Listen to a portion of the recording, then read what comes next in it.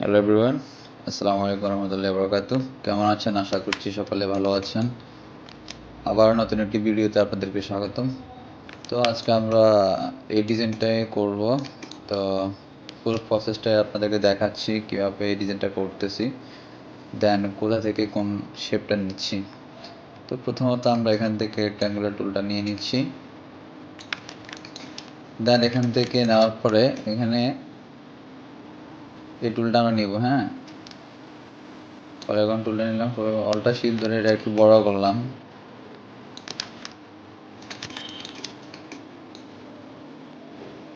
দেন এটাকে একটু রোটেট করে দিতে পারি। একটু রোটেট করে দিলে দেন আমরা নিচে যে লেয়ারটাকে এটাকে কন্ট্রোল 2 দিয়ে লক করলাম। দেন এই লেয়ারটাকে ধরে এখান থেকে ডিরেক্ট সিলেকশন টুল দিয়ে এই অ্যাঙ্করটা ধরবো। ধরার পর এখান থেকে আমরা একটু ড্রপ করব। দেন লকটা খুললাম, দুইটাই একসাথে ধরলাম। দেন এখান থেকে আমরা শেপ বিল্ডার দিয়ে কিবোর্ড থেকে অলটা ধরে এখানে প্রেস করব। তাহলে আমাদের কি হবে, বাইরের যে অংশটা সেটা কেটে যাবে। দেন আমরা এটাকে ধরে এখান থেকে আইড্রপার দিয়ে কালারটাকে চুজ করলাম। দেন এটা নিচে আমরা একটা কপি করব Ctrl+C Ctrl+V দিয়ে। দেন একটু টেনে দিচ্ছি, আইড্রপার টুল দিয়ে কালারটাকে এখান থেকে দিয়ে দিচ্ছি।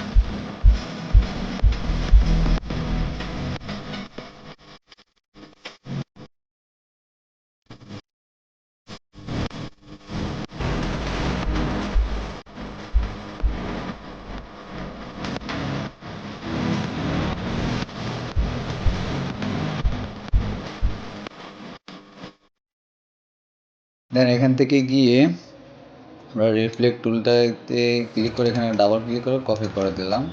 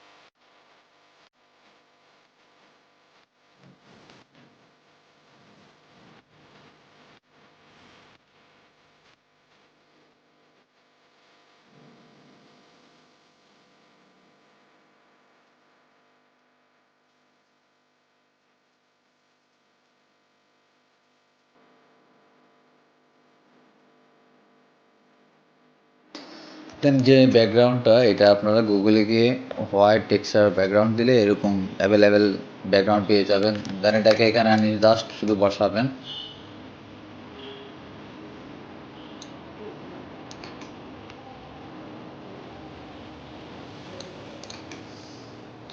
দেন বসানো যখন শেষ হয়ে যাবে আমরা উপরের লেয়ারটাকে ফেলে দিব।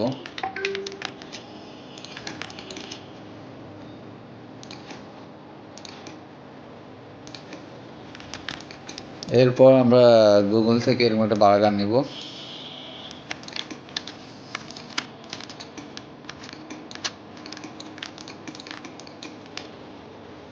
বার্গারটা নেওয়ার পর আমরা ছেড়ে দেওয়া লাগবে বার্গারটার ভিতরে। আমরা কি করতে পারি, এটাকে আমরা একটা কপি করতে পারি Ctrl+C Ctrl+V দিয়ে।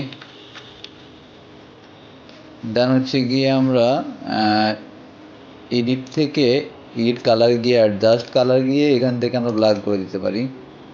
দেন ওকে। এরপর আমরা এখান থেকে ইফেক্ট থেকে ব্লার থেকে এখান থেকে আর ব্লার করে দিতে পারি।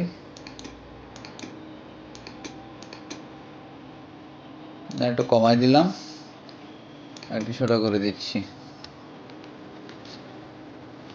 প্রয়োজন এখান থেকে আমরা অপাসিটিটাও কমাই দিতে পারি, যেরকম ভালো লাগে।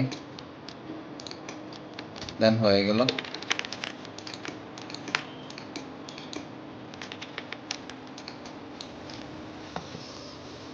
তো ভিডিওটি যদি ভালো লেগে থাকে অবশ্যই চ্যানেলটিকে সাবস্ক্রাইব করে দেবেন অ্যান্ড লাইক কমেন্ট শেয়ার করবেন। তো আজকে এতটুকু পর্যন্তই, দেখা হচ্ছে নেক্সট ভিডিওতে। আল্লাহ হাফেজ।